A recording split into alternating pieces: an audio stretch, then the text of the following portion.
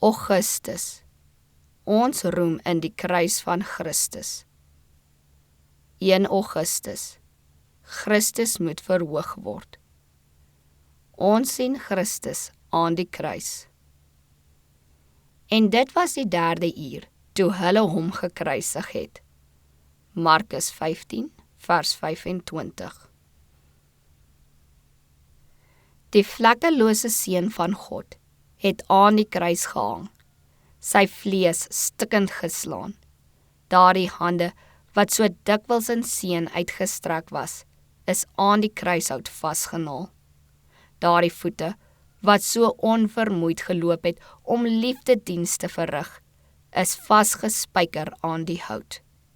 Daardie koninklike hoof is verwond deur die doringkroon.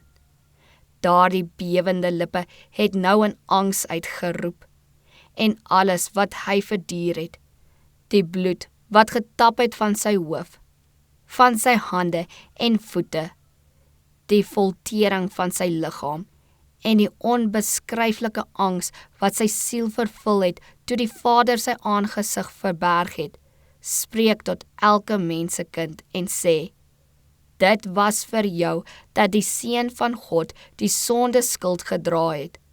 Vir jou het hy die heerskappy van die dood verbreek en die poorte van die paradys oopgemaak.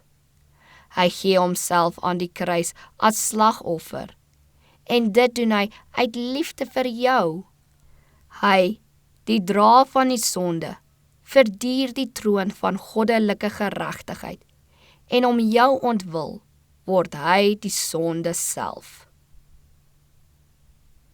In stilte het die toeskouers die einde van die vreeslike toneel afgewag. Die son het weer geskyn, maar die kruis was nog in duisternis gehul.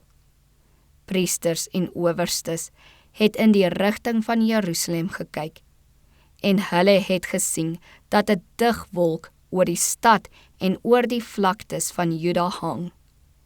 Die son van geregtigheid, die lig van die wêreld, was besig om sy strale te onttrek aan die eens beginste stad, Jerusalem. Die vreeslike blitse van God se troon was gemik op daardie gedoemde stad. Skielik is die duisternis weg van die kruis, en met 'n helder stem wat, soos dit geskyn het, deur die ganse skepping weer klink, het Jesus uitgeroep, dit is volbring. Vader, in U hande gee ek my gees oor. 'n lig het om die kruis geskyn, en die gelaat van die Heiland het geglinster soos die heerlikheid van die son. Toe het hy sy hoof laat sak op sy bors en gesterf.